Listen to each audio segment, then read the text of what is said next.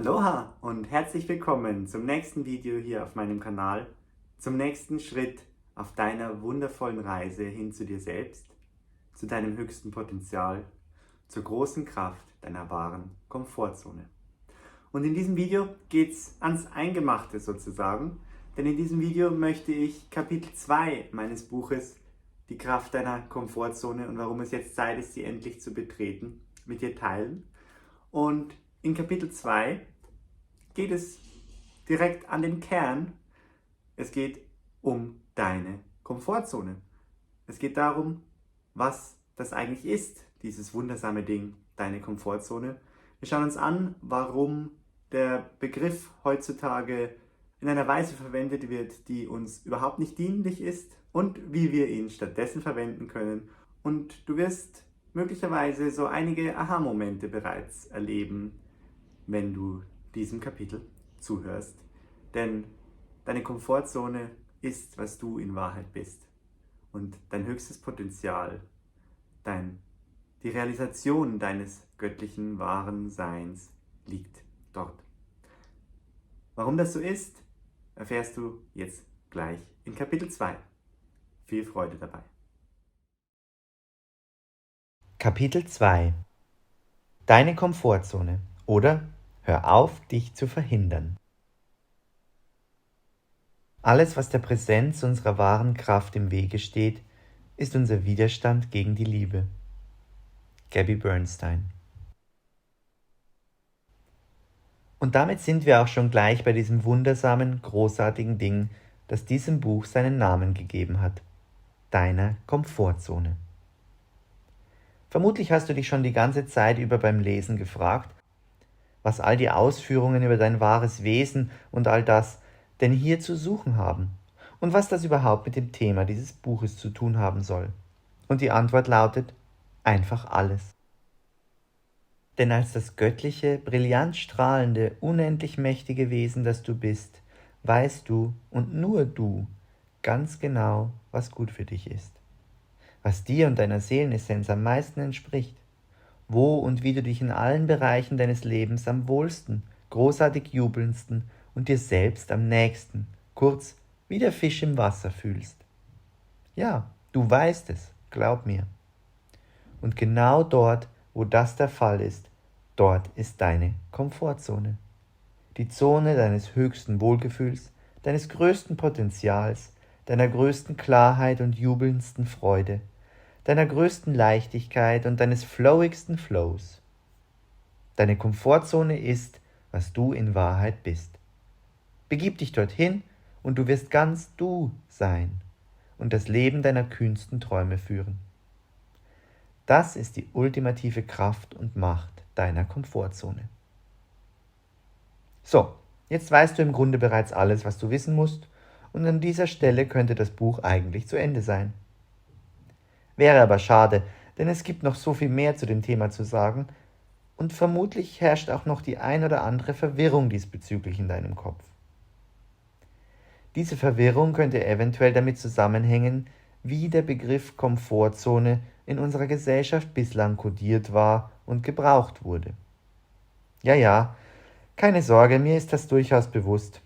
Ich schreibe dieses Buch keineswegs in einer Parallelrealität, in der der Begriff Komfortzone vielleicht einfach eine komplett andere Bedeutung hat als in deiner, weshalb ich ihn hier so schwärmerisch und positiv gebrauche. Nein, ich befinde mich in der gleichen Dimension wie du, und mir ist durchaus bewusst, dass man, ohne sich weit aus dem Fenster zu lehnen, behaupten kann, die Komfortzone hat in unserer Welt keinen besonders guten Ruf.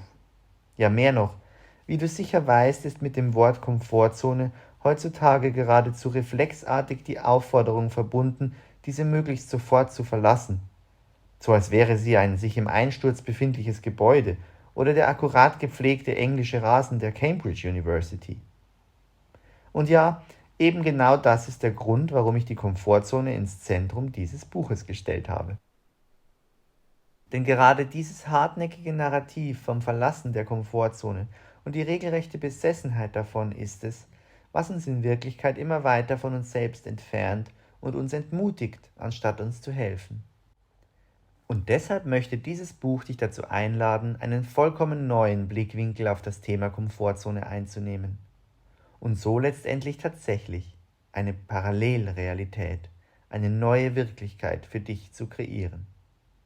Eine Wirklichkeit, in der du ein Leben in Leichtigkeit und Freude aus deinem wahren Potenzial heraus führen kannst. Denn ich bin überzeugt, unsere Komfortzone ist, was wir in Wahrheit sind. Und wir sollten sie endlich betreten. Fangen wir also an, uns nicht länger von uns selbst abzutrennen. Geben wir unseren Widerstand gegen unser Wohlbefinden endlich auf und erlauben unserem göttlichen, wahren Selbst, das Ruder in unserem Leben zu übernehmen.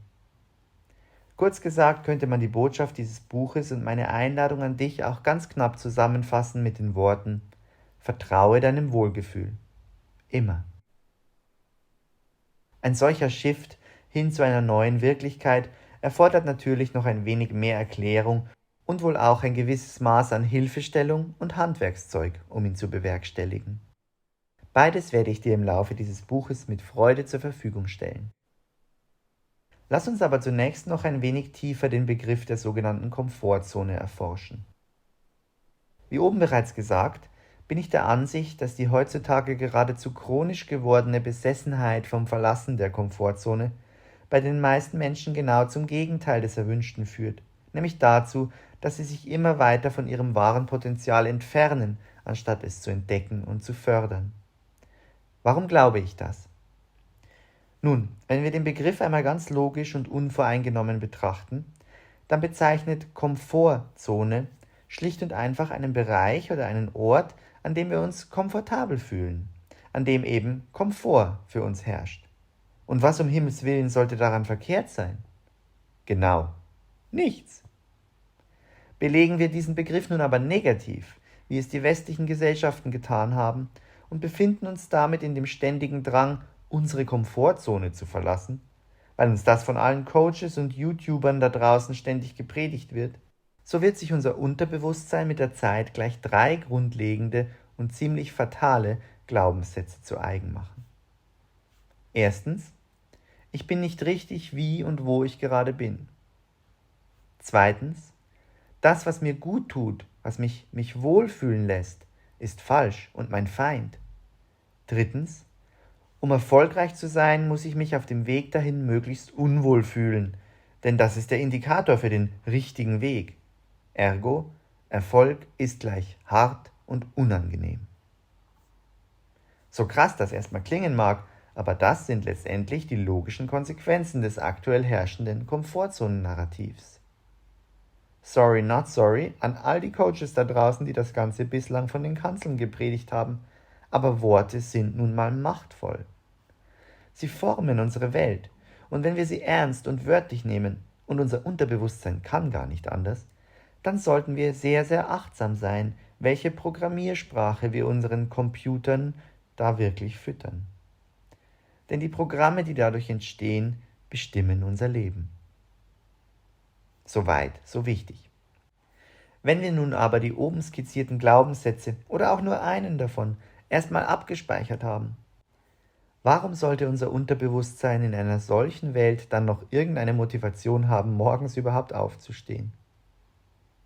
Es ist wichtig zu verstehen, dass derjenige Teil von uns, den wir unser inneres Kind nennen könnten und der große Teile unseres Verhaltens und unserer Entscheidungen beeinflusst, sich immer weg vom Schmerz und hin zur Freude bewegt.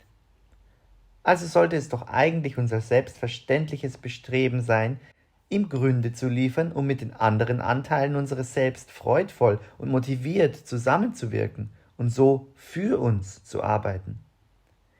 Indem wir ihm aber das Narrativ der bösen Komfortzone eintrichtern, tun wir genau das Gegenteil. Wir sabotieren uns damit selbst. Eine der Ursachen, warum dieses verquere Narrativ dennoch so verbreitet und erfolgreich ist, liegt auf der Hand.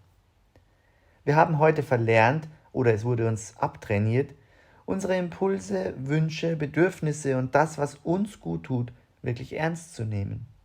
Und haben im Gegenzug die Selbstverleugnung bis zum Exzess getrieben.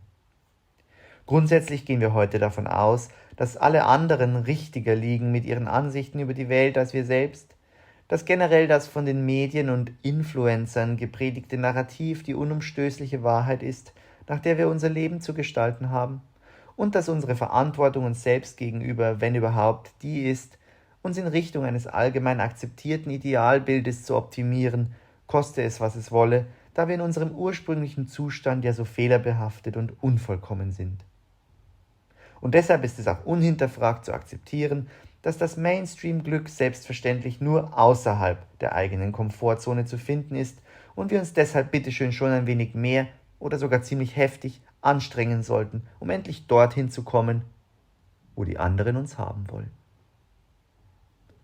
Siehst du den Fehler in diesem Narrativ? Und mal ganz ehrlich, hört sich irgendetwas von all dem stimmig und adäquat an für das strahlende, grenzenlos machtvolle und brillante göttliche Wesen, das du bist? Die Antwort liegt wohl auf der Hand. Der Widerstand, den wir heutzutage gegen unsere eigene Großartigkeit und die Schönheit unseres Daseins aufgebaut und zugelassen haben, ist einfach enorm und enorm ungesund. Was wäre dagegen adäquat für dein wahres Sein? Wohin führt es dich, wenn du den Widerstand gegen dich selbst loslässt? Genau, in die Freude, Leichtigkeit und die hohen Schwingungsfrequenzen deiner wahren Komfortzone. Lass mich dich erneut zu einem Gedankenexperiment einladen. Was, wenn wir einmal davon ausgehen würden, dass es dein Normalzustand ist, dich wohl, kraftvoll und lebendig zu fühlen?